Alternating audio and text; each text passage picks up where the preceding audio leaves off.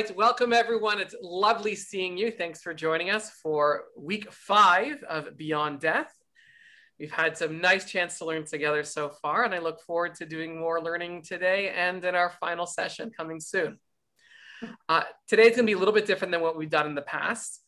We've been pretty chronological up to this point, looking first at the Bible and what the Bible does and particularly does not say about what happens after we die, making way through sort of the early rabbinic period and how the idea of an afterlife developed and perhaps why it developed.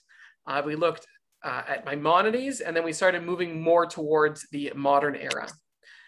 What I'm hoping to do today, I'm not going to get through everything, is look at some interesting snippets from rabbinic literature, mostly Talmud and some other places as well, to give it more of a flavor, what our classical sources that our rabbis would have looked at, what they have to say and how they say it. Okay, so I'm going to share my screen and we will get started.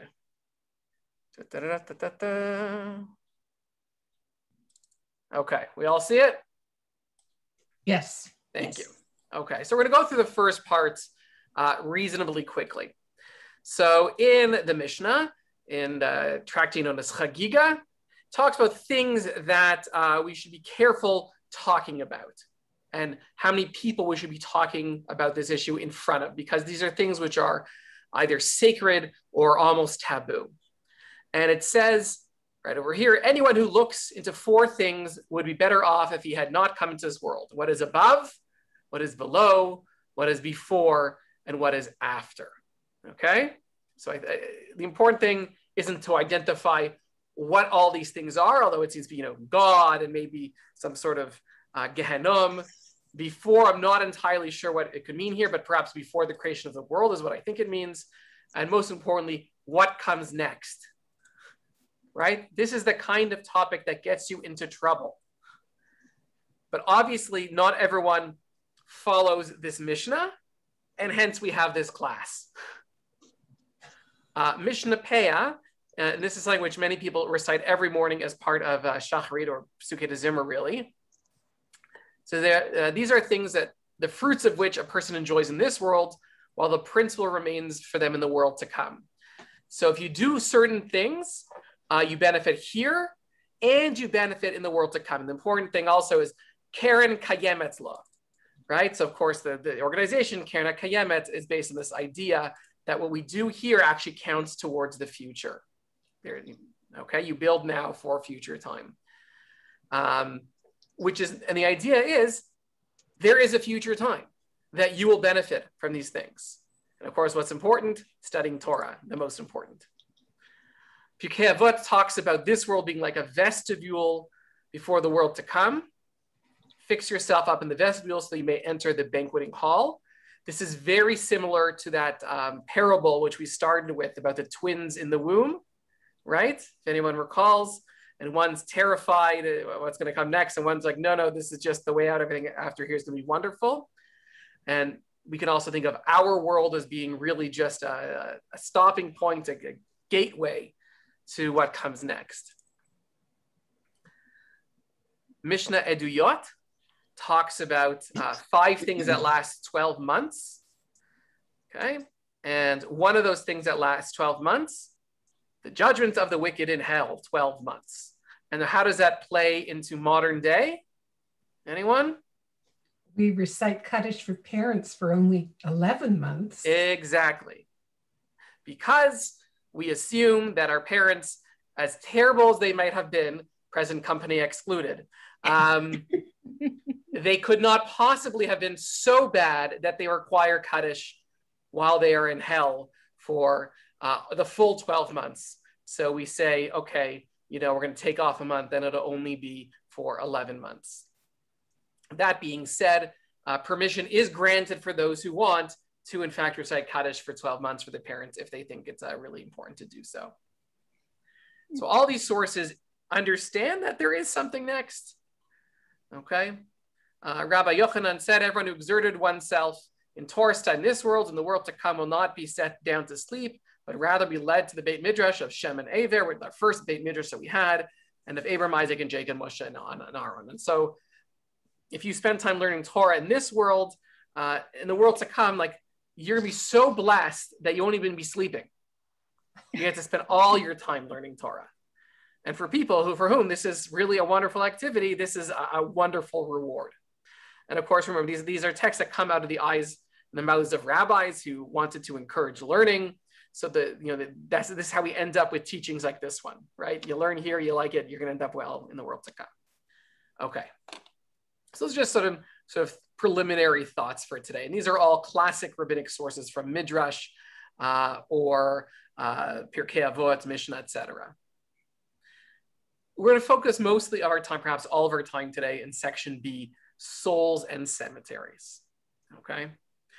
We have a couple of sources in the Torah which talk about the prohibition of turning towards ghosts or familiar spirits, Yidonim. Okay. So both in Leviticus and Devarim, we have this concern for Ov or Avot and Yidonim. The Gemara asks, isn't one who inquires about the future from a necromancer, Shoel Ov, right? So that's the first term, Ov, the same as what is described or directs inquiries to the dead. What's the difference between these two terms? Okay. Why are they mentioned separately? The Gemara answers, one who directs inquiries to the dead employs a different method to contact the dead, as is taught in the Braita, or directs inquiries to dead. This is one who starves himself and goes and sleeps overnight in a graveyard so the spirit of impurity should settle upon him and he can listen to what the dead are saying. Okay, so I'm not so interested in the halachic piece here of whether, what specifically you're not allowed to do with respect to checking in with these people, but rather what the implications are about the beliefs in that society and presumably the beliefs of the writers of this piece of Talmud. Right? They're saying, first of all, that there is this practice of people to starve themselves and go into the cemetery, become spiritually impure, right? Because there are dead bodies there. And why would you do that? To listen to the dead. And the rabbis aren't saying, by the way, this is nourishkeit. The rabbis seem to be saying, well, yeah, this is something that you can do because that's where the spirits of the dead live, in the cemetery. And they're, lonely. They talk to each other, right? That's what you do with your friends. And people might want to be interested in hearing what they say, so they'll go and they'll hang out at the cemetery. And the rabbis aren't making judgment on that, but they're saying that it's problematic because it's these two halachic pieces about these, and this is not what you're supposed to do. But there is certainly an idea here that spirits of individuals, whatever we mean by that, okay, that they linger and communicate. Okay.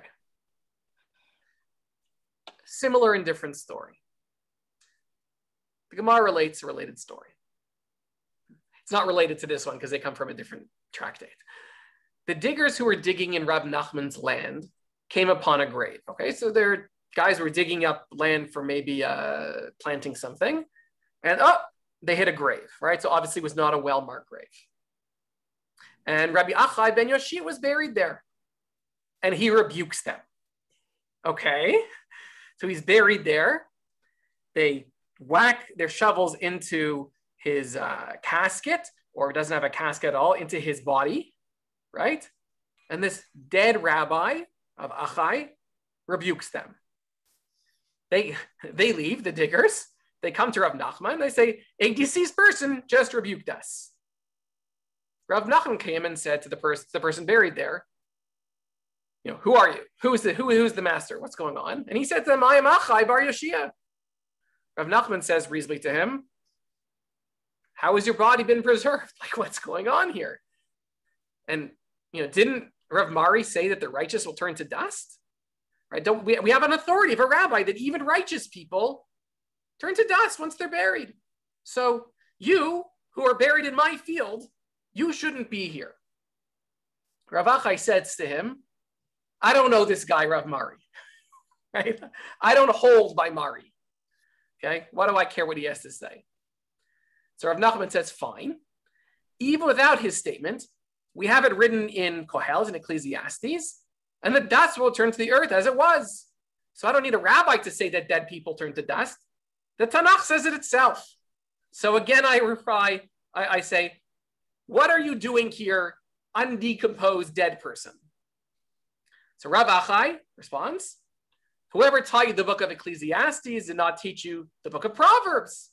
Because in Mishlei and Proverbs, it says, a tranquil heart is life of the flesh, but envy is the rotting of the bones.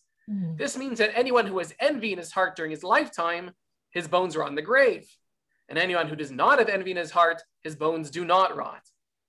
So he's learning a lesson from the deceased rabbi, that if you correctly read, forget Kohelet, but Proverbs, but Mishlei, you actually learn that if you don't have envy during your lifetime, your bones stay the way they are. And not only do your bones stay the way they are, you're actually an animated being, right? Because you're able to have conversations with diggers and rabbis.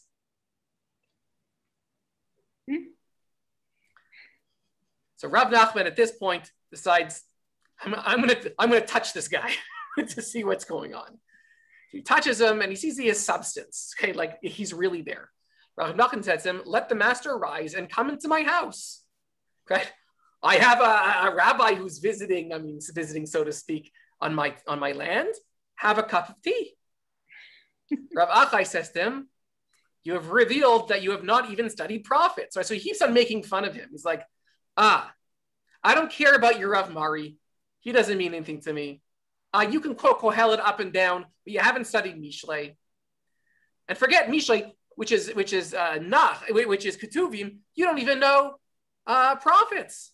You don't even know the prophets, the Nevi'im. So he's kind of making fun of him. So what's important about the prophets? For it is written, and you shall know that I am the Lord when I open up your graves. And the pasuk continues, and lift you up from your graves, my nation. As long as the dead have been instructed to leave their graves, as long as the dead have not been instructed to leave their graves, leaving of their own accord is prohibited. Okay? So Rav Achai says, listen, you don't know any of your stuff. According to Ezekiel and the prophets, it says, I have to stay where I am. Because I have to stay in my grave until God says I'm allowed to leave. So I'm sorry, I can't come to your house. But Rav Nachman's not done. Still curious. He goes back to him, Rav Achai, and says, but it is written, for you are dust and you shall return to dust, right? Genesis, Bereshit, right? This is the very beginning of the Torah, right? So I'm a rabbi, Rav Nachman. Like I know something. How are you going to defeat me on this one? So why has your body not turned into dust? So Rav Achai says, that verse applies to the righteous only 1 hour before the resurrection of the dead. And then Maharsha, who comments on, particularly on Agadata in the Talmud on the narrative portions, so that they too may be created anew. That's why the deceased righteous keep their form until an hour before resurrection, then they turn to dust, and then they come back an hour later, because that's actually a nice thing to have a newness about you, so to speak, after the resurrection of the dead. Okay. So what do we think about this story?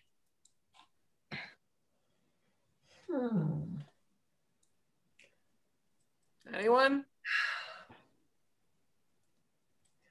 At the end, it's kind of interesting that you're resurrected from dust. You'd think that, it would be a lot easier to get resurrected from a complete body. Right. But he needs to solve the issue with the pasuk from Genesis saying that we're going to turn to dust. Yeah. But it's also weird that, because when you go to the dead people, you're not clean, right? So then if you go talk to dead people, then you have to go and get clean again, right? 7 days or whatever it is. I don't know. It's weird. It's not what you would expect to read from Rabbi. Jewish stuff.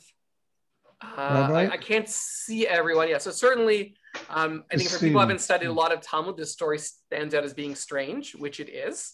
Yes. And and the initial reaction from the grave diggers isn't necessarily fright. They're not running away. They're not going crazy. They're just reporting back to their employer saying, "There's a dead guy talking. Maybe you want to come and take a look." Stephen. What sort? Okay, so Rabbi, I don't know that this is in contradiction or part of the resurrection, that the Valley of the Bones, Ezekiel's prediction, and the millennia old burials in Har HaZeitim, that to be resurrected, one needs both a frame, which is the skeletal, the bones, and the body, which is from the dust. Is there a relationship there? Not sure For a body to be resurrected, is it talking about the actual individual being resurrected in a different form, or in the form that they originally were when they were living human? Because if it's a living human, a human needs both a frame, which is the bones, and the flesh and all the organs, which is now turned into dust. So I haven't heard before of the differentiation between bones being one thing and the dust being the remnants of the flesh, etc. I haven't seen or heard of that before. It's an interesting look. I think Ezekiel's Valley of the Dry Bones is a metaphor. I think he meant it as a metaphor. I don't think he ever meant that literally either. Though it's certainly, and it's a national metaphor rather than an individual metaphor. But it's this story itself speaks to certainly the belief amongst the rabbis that souls, whatever he might mean by that, can stick around, that on some level, some people are still there after they're buried, and they are animate, and their body's intact. Okay. Rabbi? So yes.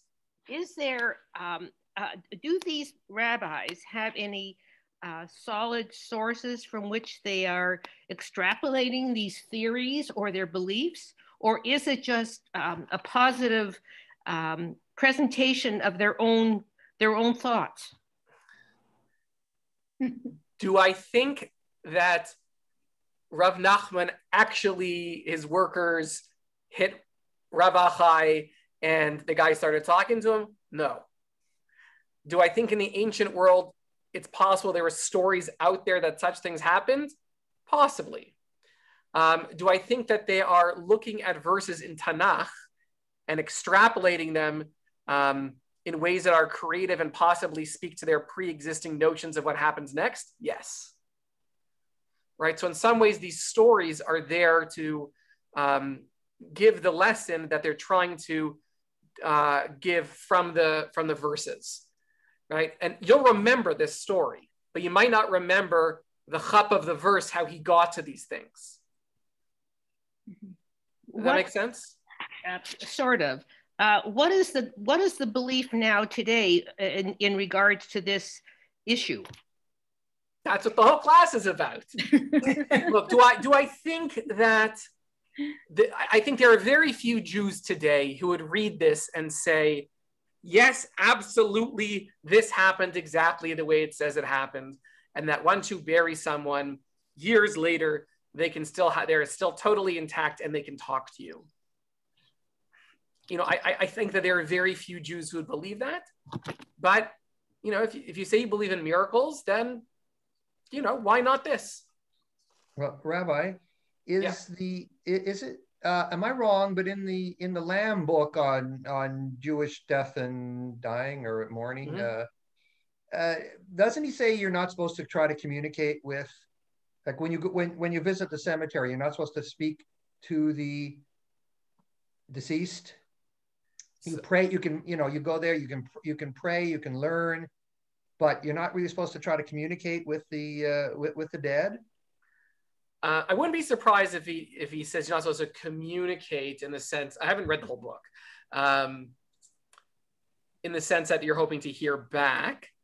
I don't know much of prohibition, because the talking, I don't think most people take it as like literal talking to the person there, but maybe he's just very machmir, very stringent on this idea that souls aren't there. But clearly in the Talmud, there is at least one strain of thought that they stick around. And there are actually ceremonies where we are meant to talk to the dead, like when you have to get a beitin together to ask forgiveness from the dead. It's a whole thing. What I found interesting, I've been watching Shtisel.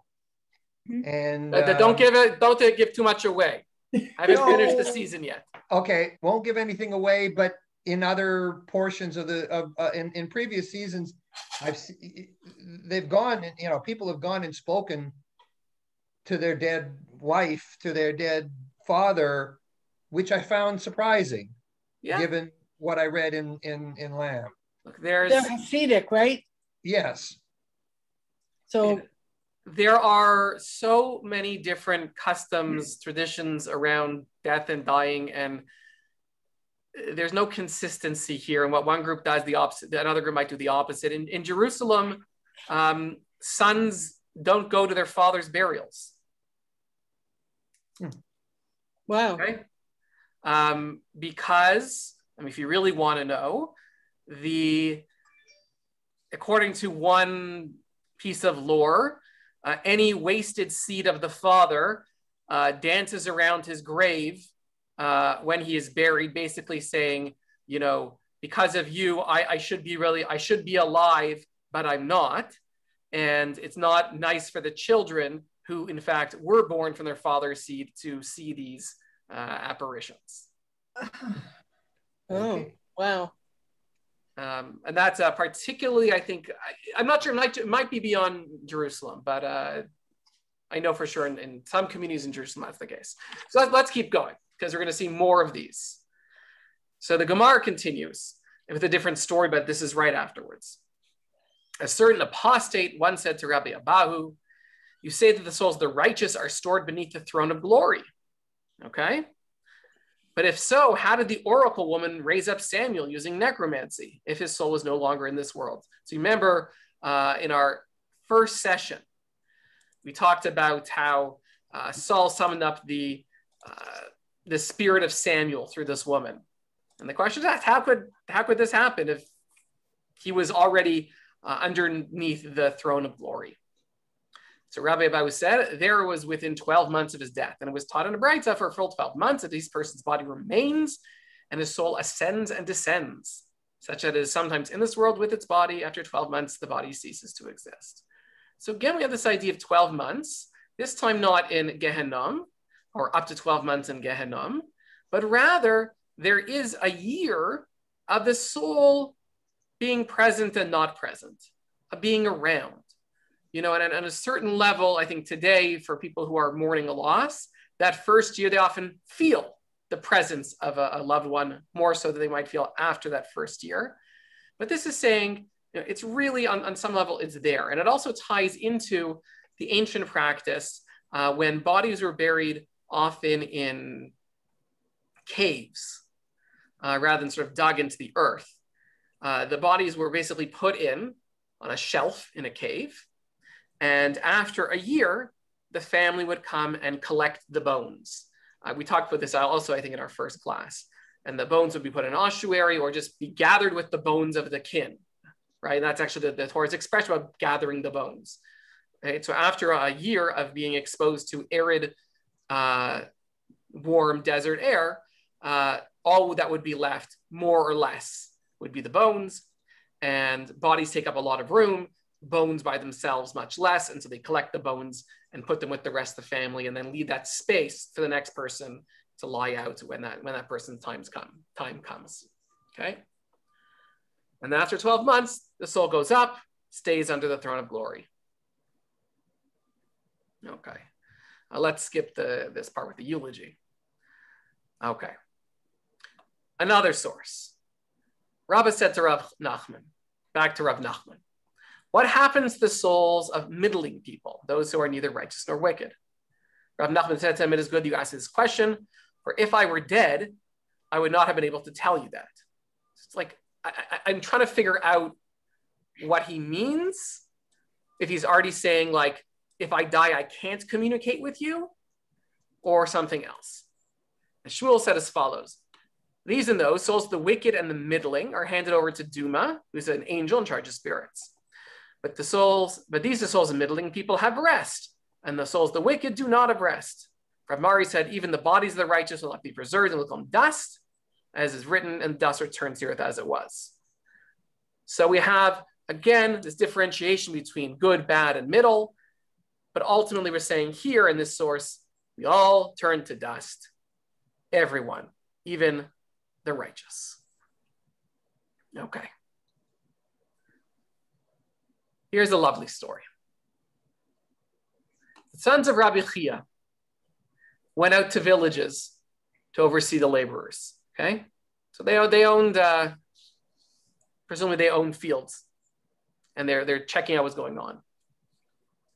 And as they're walking around, they realized they'd forgot what they'd learned in the Beit Midrash, and they're struggling to recall the lessons that they had learned, which is upsetting to them.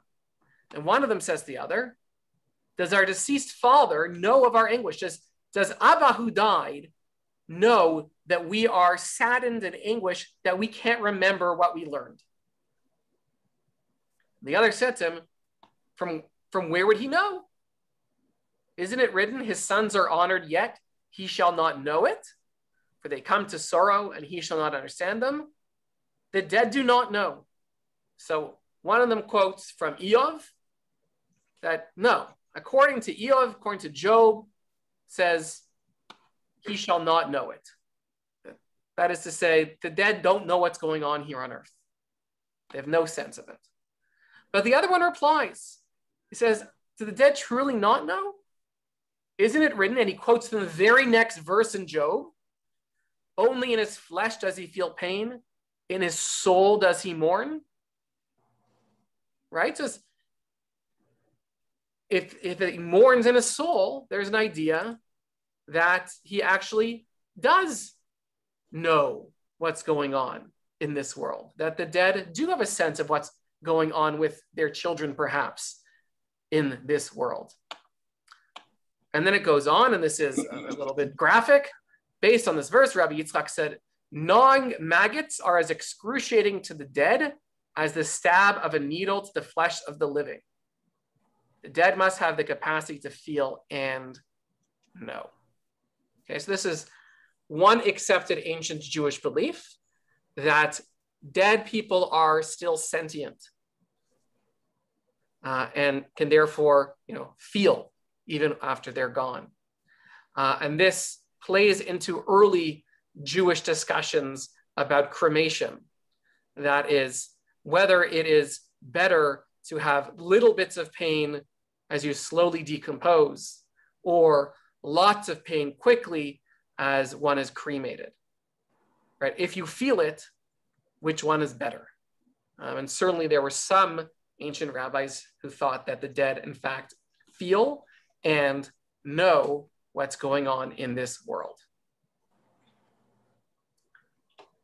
But in order to reconcile this contradiction, the sons, the brothers are talking, they say they know of their own pain, but do not know the pain of others.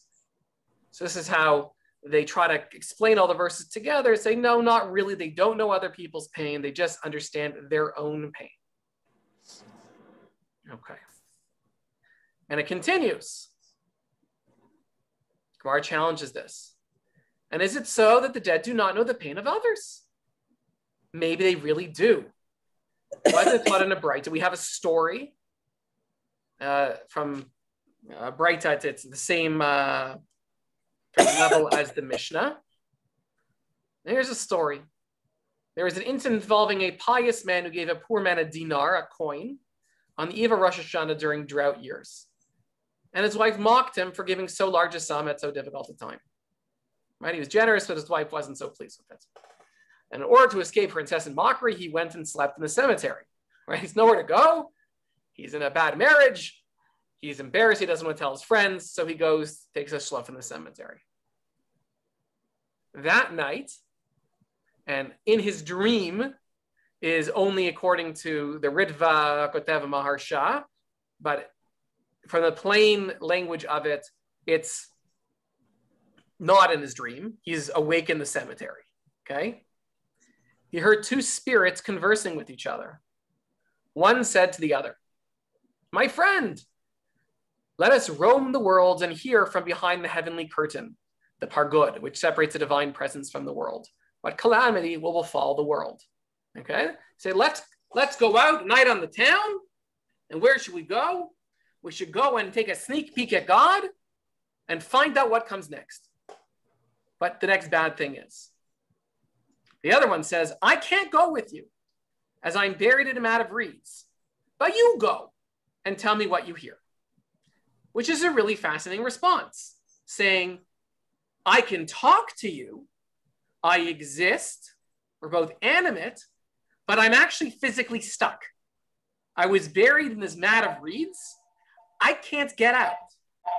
You can. You're obviously buried in a different sort of way. And if you can fly to this pargud, have a good time. I'm sorry, I can't be with you. If your phone is ringing, please mute yourself. Okay. So what happens? She went and roamed and came back. And whether there's a gendered piece here, I'm not sure.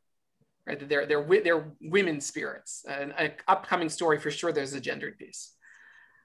The other spirit said, "My friend, what did you hear from behind the heavenly curtain? Like, tell me." She replied, "I heard that anyone who sows during the first rainy season of this year, hail will fall and strike his crops."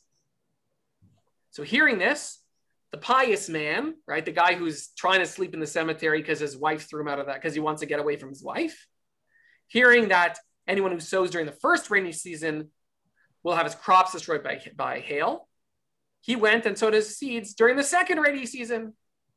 And ultimately, of course, everyone else's crops were stricken, but his crops were not, right? He does very well that year. Following year, Eve of Rosh Hashanah, same thing happens. He goes and sleeps in the cemetery. This time it seems at his own initiative, right? And again, he hears the two spirits conversing. One says, "The other, let us roam the world and hear from behind the heavenly curtain what calamity will fall the world." Right? The fact this is Erev Rosh Hashanah is relevant because it's the beginning of a new cycle, or what's going to become us. She said, "Again, my friend, have I not already told you? I can't. I'm buried in a mat of reeds. I can't get out of here. Again, you go tell me what you hear." She went, she roamed, she returns. Again, "What did you hear from behind the curtain?" She says, "I heard those who sow during the second rainy season, blight will strike his crops." So this guy who was once again sleeping in the cemetery went and sowed during the first rainy season. And since everyone else sowed during the second rainy season, once again, he does well. His crops are not blighted and their crops do not do well. The story continues. The wife says to him, "Why is it last year?" I'm catching on to you. "Why is it last year they were all stricken and yours were not? And once again, they were all blighted and yours were not." So he tells her, right? He obviously, he kept the story from her, which is fascinating. Obviously not a great marriage. They said it was not even a few days later that quarrel fell between the pious man's wife and the mother of the young woman who was buried there. Okay? So this guy's wife and the mother of this woman who's in the reeds, okay? They get into some sort of disagreement. And the pious wife said to her scornfully, "Go and I'll show you your daughter and you'll see she's buried in a mat of reeds." The following year, he again went and saw the cemetery, heard the same spirits talking. One said to the other, "My friend, let's roam the world and hear from behind the heavenly curtain what calamity will fall." She said to her, "My friend, leave me alone, as words that we have privately exchanged between us have already been heard among the living." And then this is end of the quotation. This is now the commentary on it. "Apparently, the dead know what transpires in this world." Okay, so that whole story comes to teach us that not only can we hear the spirits talking to each other, that's sort of already understood at the beginning of the story. Of course, if you sleep in a cemetery, you might hear things, right? We've had that from the very beginning, that they're concerned about people going and doing this and the assumption that it works. But we also learn that they understand that we hear them and do things as a result. And how do they know? Because this woman was taken out of the mat of reeds, right? The mom shows up after she hears about this, which is a tip off to the woman to this young woman who's buried there. Uh-oh, someone's listening. We better shut up now. Okay? So the story is trying to demonstrate that they know what goes on here. Obviously, we know we can hear them sometimes, but also you should get it. They know what's going on here. Up to that.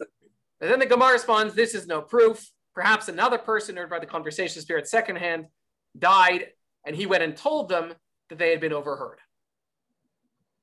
Or maybe, because the Gemara is saying maybe it doesn't quite work that way. Maybe there was somebody else who had heard this whole story about the traveling and the pargod and the rains, and he died, and he told these two friends in the cemetery, they can hear you. They know what's going on. Okay? So they're not settled on the fact that they can understand us. But maybe once we die, we have memories of this world and can tell the people who are with us after we die. And this is all rabbis grappling with what comes next. Okay. Another story. And this one certainly has, there's a much bigger story here and how it plays into the sugya. There's a nice article written on this in Nashim, which is a feminist Jewish journal. Here's a story. With regard to the deceased knowledge of what transpired. Come and hear a proof, as it is told. So there's a guy, Zeiri would deposit his dinars with his innkeeper. Okay? So this guy had savings, and he obviously wasn't a wealthy guy, a guy who's always on the move. He lives in an inn, and he would give her his money for safekeeping. And particularly when he was going to learn, and he went to go learn in the school of Rav. Unfortunately, once he went to school and the innkeeper dies. And he has no idea where she's been keeping his money. So what does he do? The obvious thing, he doesn't search for it. He goes to the cemetery and asks her, where's my money? Where are the dinars? So she replies, go and get them from beneath the hinge of the door in such and such a place. And tell my mother that she should send my comb and a tube of eyeshadow with such and such a woman who will die and come here tomorrow. Apparently the dead know what transpires in this world. Okay, so let's unpack this story for a moment. Okay, and I'd love for you to jump in here. So Zeira, the student of the school of Rav, highly respected rabbi, has no issue going to the cemetery. This doesn't seem to be a halachic problem for him. Certainly the Gemara isn't saying that this is something wrong in this moment that it is doing. He obviously knows the answer. And he's able to pass, he gets a message from this woman to tell her mother to give someone else this woman's comb and eyeshadow, because by the way, this woman is going to die tomorrow. She'll join me. She can give it to me then. Okay? Poor woman. And it's like, here, why are you giving this to me? Oh, you'll find out tomorrow. I don't know. Do you tell her? Do you not tell her? There were tubes of eyeshadow found in a cemetery in Beit Sha'an, somewhere in the south, I think. That is to say, people believe this, Jews, that there are things that you could take with you into the world to come, and they actually want to look nice, right? So of course, this is very gendered. right? It's the women who want to look nice in a world where maybe that matters, maybe that doesn't, right? And this is really in the context of the men care about what they wear in this world, which is talis and tefillin. That's the bigger piece of what's going on in the Masechet. But it's a fascinating telling story. Does anyone want to comment on this? Rabbi, is this a little bit of taking from the Egyptians when they buried the pharaohs with all their finery and all the rest because they wanted to look good in wherever they were going? Yeah, so sir, I would say it's a shared belief, and I'm sure there are other civilizations as well, that we can take things with us. And therefore, she wants the comb and the eyeshadow so she can look good, which is, of course, you know, very much the opposite of what we instruct today. You know, I'm often asked as the rabbi, can we please put such and such in the casket? And for a variety of reasons, you know, I say no, because the belief is, my belief, you know, we don't take physical objects with us in the world to come. That, and a year from now, you're going to regret burying your Zaydis war medal. You're going to want that back, and it'll be too late. And other reasons why as well, but clearly the Talmud, in certain strains of thought, think differently. But they're also uncomfortable with it, right? So while we have these stories, there's always a response or rejection. So once again, the Gemara rejects this proof that the dead know what transpires in this world. Perhaps the angel Duma, who oversees the dead, comes beforehand and announces to them that a particular individual arrived the next day, but they themselves do not know. Okay, so they don't really know when people are going to die, but Duma gives them a bit of a heads up. Okay. Okay, so they don't know when people will die, but you know, they'll still accept a eyeshadow and a comb. Yes. Should a dead person come to the grave with it. Yes. Oh, okay. Okay. Another one. I applaud Carol's recognition of the Egyptian practice of kohl and hairstyle being so important in burial. So good for you, Carol. But my sense is, I keep listening to this, trying to make sense. And to me, it almost seems as if the brothers Grimm, Hans Christian Andersen, and La Fontaine were inspired by these stories. I mean, it's just so, it's so bizarre to me. Yeah. And they, in reading these stories in 2021, they're bizarre, but they're telling of what concerned the ancient rabbis, what sort of stories were out there that they were hearing, how they wanted to, I think that many of them wanted to say, yeah, they really do know what's going on, because that's comforting on some level. But on a rational level, which there's always a response saying, I don't think so. That doesn't feel quite right. Maybe we do want to make a sharp division between this world and the next. It's a dialogue, right? I think today we have different beliefs. Back then they had different beliefs, and they're struggling with the question that we all struggle with: is what comes next? And they're telling it through narrative. And here's another one, bit of a cute story. So another proof that they know what's going on. People would deposit money of orphans with Shmuel's father for safekeeping. Okay, he collected tzedakah and he took care of it for the orphans. When Shmuel's father died, Shmuel's not with him, and he didn't know where his father kept the money. Right, this is a bad financial practice, right? You should always have two people who know what the password is to the bank account.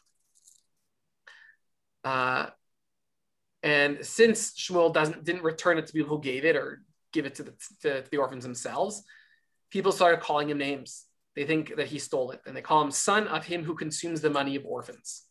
Okay? It sounds better in the Aramaic. So what does Shmuel do? The obvious thing?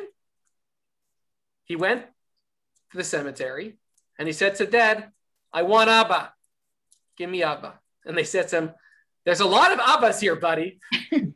She said, fine, I want Abba bar Abba, Abba the son of Abba. And they said, there's also a lot of people here named Abba bar Abba. Finally says, I want Abba bar Abba, the father of Shmuel. Where is he? They replied, ascend to the yeshiva on high. Okay? So he does this somehow. The Gemara is not concerned with how Shmuel manages to get to this yeshiva on high. Meanwhile, he saw his friend Levi sitting outside the yeshiva, away from the rest of the deceased. Okay? He asked him, why do you sit outside? And Levi doesn't say, what are you doing here? And why did you not ascend to the yeshiva? So Levi says, because they tell me that for all those years that you didn't enter the yeshiva of Rabbi Afis, and thereby said him, we will not grant you entry to the yeshiva on high. Okay, so what lesson are we learning? That they know what happens here. Yeah. They were watching Levi all those years, not being a good boy going to yeshiva, and finally he gets the yeshiva Shamala, and they say, you're not welcome. You didn't learn down there, you can't learn up here. Meanwhile, Shmuel's father came and Shmuel saw that he was crying and laughing. Shmuel said to his father, why are you crying? He doesn't say, it's nice to see you. His father replied, because you will come here soon. Right? Your end is coming soon. Shmuel continued and asked, why are you laughing? His father replied, because you are extremely important in this world. Shmuel said to him, if I'm important, then let them grant Levi entry into the yeshiva. And so it was, they granted Levi entry into the yeshiva. Okay, so Shmuel pulled to some strings and Levi got in, and presumably Shmuel soon thereafter got in. So they know what goes on, and they seem to know when people are going to die. But Rabbi, those orphans still didn't get their money. Wait! Oh, okay. I knew, Carol, you're very concerned for these orphans. Okay. You're a loving soul. So Shmuel at this point says to his father, where is the orphan's money? He says to him, go and retrieve it from the mill house. You're going to find the uppermost money and the lowermost money. That's ours, but there's like a middle bag. That belongs to the orphans. And Shmuel, who presumably is going to take over his father's role, although obviously for not that long if he's going to die, asks him why he does that like this. And it's a nice explanation, because if thieves come, they're going to take the top money. If the earth swallows up the house, it's going to get the bottom money. But the middle money is going to be the safe money. And I want to keep the orphan money safe. Okay. And then it concludes, as we've already realized, that apparently the dead, in this case Shmuel's father, know when others will die. And then there's a note based on the Tosafot, since Shmuel did not die the next day, clearly the angel Duma could not have informed them, right? Duma only tells them the next day who's going to die. But in this case, Shmuel doesn't die the next day. He lives a while longer. But again, the Gemara is unhappy with this story. It doesn't like the fact that the people in the next world, the souls, know what's going on. It makes them uncomfortable. So we have a response. Perhaps Shmuel is different, and because he's so important, they announce beforehand clear place for his arrival. So maybe the Gemara says, generally speaking, they don't know what's going on up there or down here. But if it's important, they'll, and then the PA system goes off, early in a week from now, so-and-so is coming, start to clean the bathroom. Okay. The last English teams didn't make it. Right, I deleted it because it wasn't relevant. How are we doing? Anyone having fun yet? Okay. Yep. Excellent. In any case, with regard to the crux of the issue, Rabbi Yonatan also reconsidered his opinion. As Rabbi Shmuel Bar Nachmani said, that Rabbi Yonatan said, from where is it derived that the dead converse with each other, as it's stated? And the Lord said to him, this is the land that I swore to Abraham, Isaac, and Jacob, saying, I'll give it to your offspring. What is the meaning of saying? Okay, it means God told Moses, go and tell Abraham, Isaac, and Jacob that the oath that I swore to you, I have already fulfilled for your descendants. And if it should enter your mind the dead do not know, then what of it he tells them? The Gemara rejects this. Rather, what will you say that they know? Then why does he need to tell them? Gemara replies, not difficult, he's telling, so they will give credit to Moses. That is, again, we have a pasuk which could be read as saying that the people have died, in this case, Abram, Isaac, and Jacob talk to each other. Or it could be read another way, meaning that they don't talk to each other. So it's always yes, maybe, no, maybe. It's like this, maybe, I'm not so comfortable, no, maybe. Okay, back and forth and back and forth. So again, the imagery which is not so comfortable. Rabbi Yitzchak, the Maggid said, eat the flesh of the deceased are as painful as a needle, the flesh is living. But his flesh is painful for him, the soul mourns over him. Rav Chisa says a person's soul mourns for him during all 7 days of mourning following his death. As is stated, and the soul mourns for him is also written, he mourned his father 7 days. So now we have the idea, obviously, of Shiva coming in, and the notion that our soul itself is mourning over the death of the body, alav, him. Okay. So it's just an interesting thing. And people talk about, sometimes you go to Shiva house, that the soul of the deceased is in the house. And particularly if the Shiva house is actually the house where the individual lived. Okay, and a similar story, Rabbi Yehuda said, in the case of a deceased person who has no comforters, he has nobody mourn for him, 10 people should go and sit in his place and accept condolences, right? So this is actually a really interesting thing. If someone dies and there is no immediate relative, one would imagine that there is no obligation for Shiva, right? Because no one is mourning. And we think about Shiva really being about the mourner. That's what we always say, right? Shiva isn't for the deceased, it's for the good, it's for the welfare of the mourner. But the halacha actually is, if someone dies and they have no living parents, siblings, children, or spouse, 10 people are supposed to go and sit Shiva. Okay? So the Gemara tells a story. A certain person died in Rabbi Yehuda's neighborhood who doesn't have any mourners. Every day of the 7-day period, Rabbi Yehuda would take 10 people and they would sit in his place. After 7 days had passed, the deceased appeared to Rabbi Yehuda in his dream and said to him, put your mind to rest, for you put my mind to rest. Okay, so again, another instance of a deceased person being aware of what's happening in this world. He knows what happened during the Shiva and communicates it, in this case in a dream, to Rabbi Yehuda. Rabbi Abahu teaches everything people say before the deceased he knows until the tomb is sealed with the top stone. Okay, so you can talk to the person and they understand it until you put the top on the casket. Rabbi Chi and Rabbi Shimon of Rabbi Yehuda Behanasi disagreed with the meaning of this statement. One of them said the deceased is aware until the tomb is sealed with the top stone. And one of them said that until the flesh decomposes. Okay, so what the top stone means, disagree, but obviously an idea that the dead are sentient, they can hear at least up to a certain point. And then they talk about how they get their proof of whether it's after the flesh decomposes or the top stone itself. We'll skip that.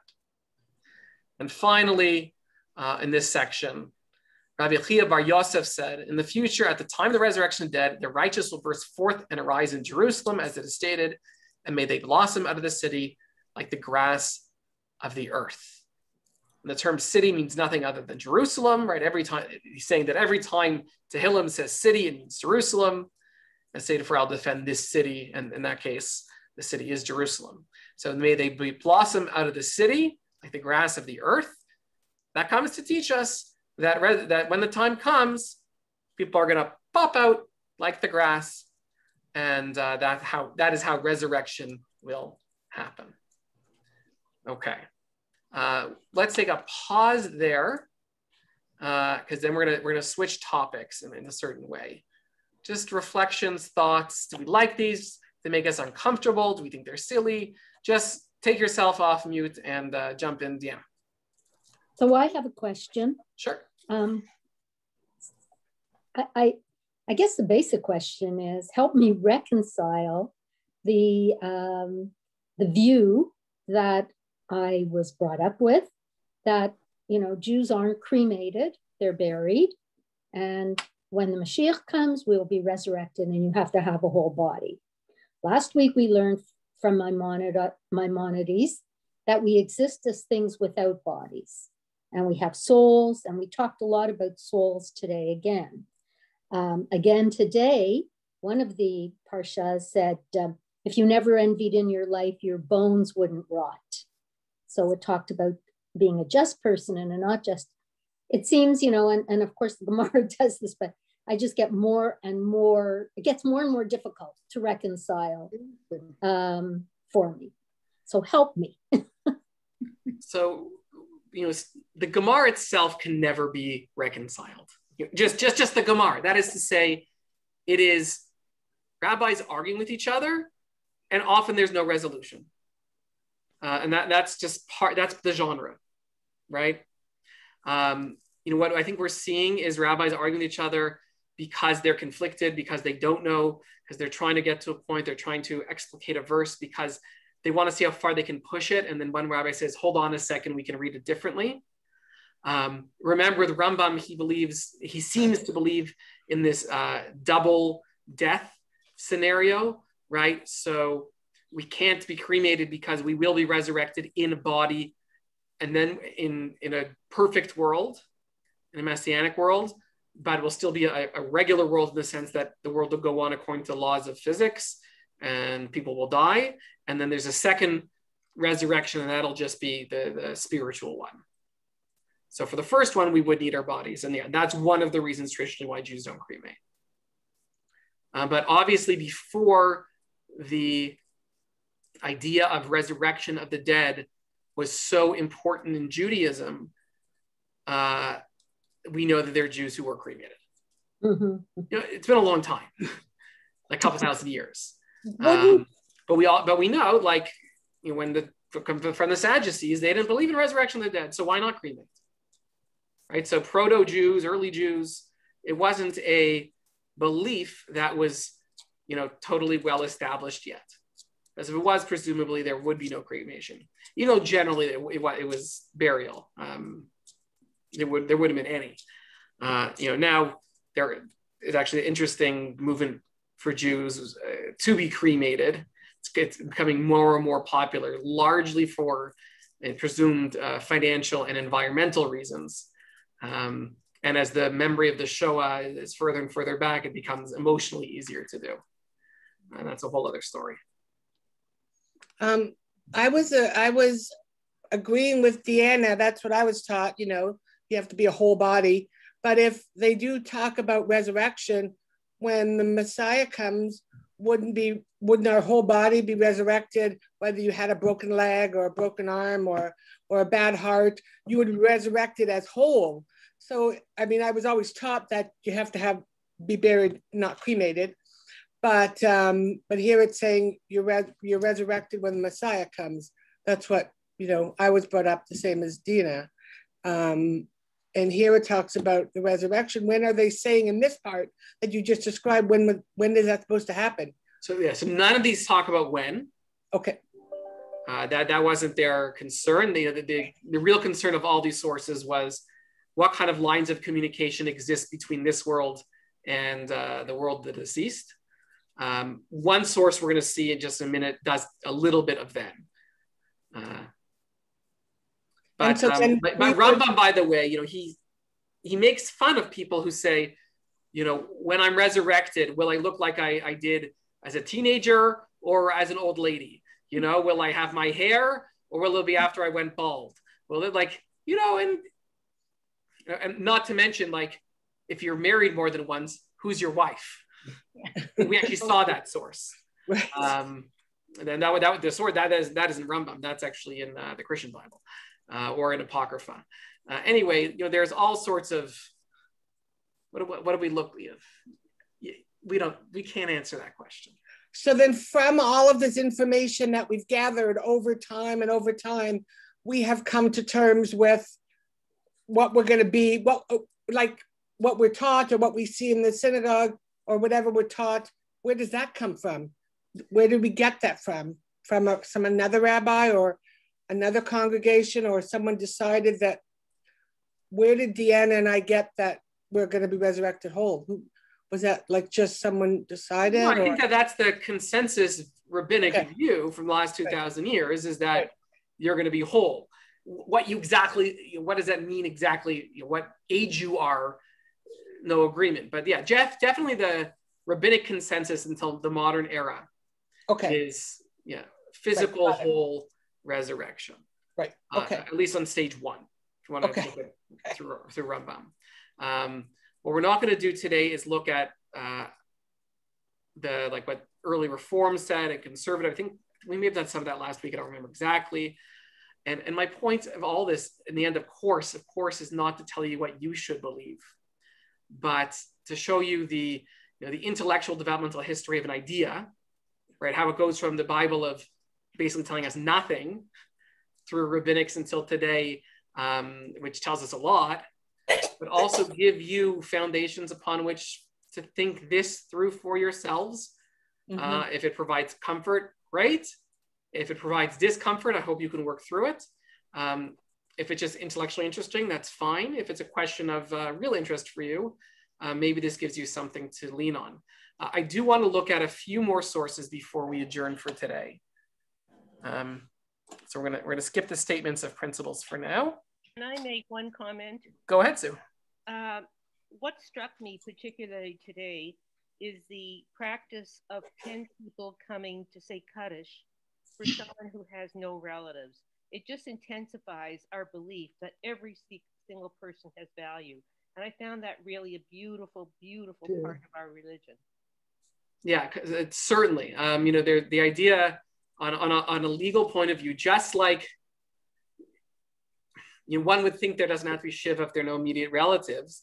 The Talmud says actually has to be a shiva of 10. People have to be there as the quasi-mourners. You could reasonably argue there doesn't need to be Kaddish said because there's no obligation on anyone to say it, but we take it on because we believe on some metaphysical level that the Kaddish does something for the deceased soul. Is that practiced today? Is that? Yeah, people definitely do it today. Either it's, sometimes it's a stranger, sometimes, so we certainly have this idea of people paying someone else to say Kaddish, which is a whole issue unto itself. But often we have the case of, there's no relative, so a cousin will do it, or in communities where women don't say Kaddish, the closest male relative might, right? So if there's a nephew, he might do it. There was a related note, when someone had a son, the son was often referred to as, there's my Kaddish, right? For a parent or mother or father who were worried that no one would say Kaddish for them, let's say they're likely to outlive their parents, and maybe they would outlive their siblings if they had any siblings or didn't have any brothers. This is a pre-modern time. The kid would be, and he's my Kaddish. Okay. So last week, someone asked about what does the Zohar have to say about transmigration of the soul? So I did a little bit of research, and the idea does seem to come from the Zohar, which is a 12th century Spanish document, despite what it claims to be much older. All souls must undergo transmigration, but men do not perceive the ways of the Holy One. They do not perceive the many transmigration which the Holy One accomplishes. So it happens, but we don't feel that it's happening. Okay. There are a lot of writers who liked the Zohar and liked this idea, and there are a lot who didn't, including Sadia Gaon, who, what's his date? I think he predates, no, around the same time. Yet I must say that I found certain people who call themselves Jews professing the doctrine of metapsychosis, which is designated by them as the theory of the transmigration of souls. What they mean thereby is that the spirit of Reuven is transferred to Shimon and afterward to Levi and after to Yehuda. So these are the names, right? Tom, Dick, and Harry. Many of them would even go so far as to assert that the spirit of a human being might enter into the body of a beast, but that a beast into the body of a human being, and other such nonsense and stupidities. Okay? So very clear. Yeah, there were Jews who believed this, and there were Jews who thought this is complete shtus. Okay. One of you was asking, Beverly was asking about when. So according to the Talmud, it was taught in the house of Elijah, the world is going to exist for 6,000 years, 2,000 of chaos, 2,000 of Torah, and 2,000 for Mashiach, whatever any of that means. And then when is redemption visual going to come? And I'll just read this and you can understand whatever level you want. Will come about through the mystic force of the letter Vav, which has the value of 6, namely in the 6th millennium. Happy are those who will be left alive at the end of the 6th millennium to enter the Shabbat, which is the 7th millennium, right? Which is of course the day 7 day, 6 of creation, 7 of rest. That is very important. For that is the day set apart for the Holy One in which to effect the union of new souls with old souls in the world. And then we're going to have perhaps some wars. The children of Ishmael destined to provoke a great war. Edom will gather and challenge them. There'll be one war in the sea, one in land, one near Jerusalem, also dominating one another, but the Holy One, the Holy Land will be given to the children of Edom. And this is going to be part of the great battles that lead to the end.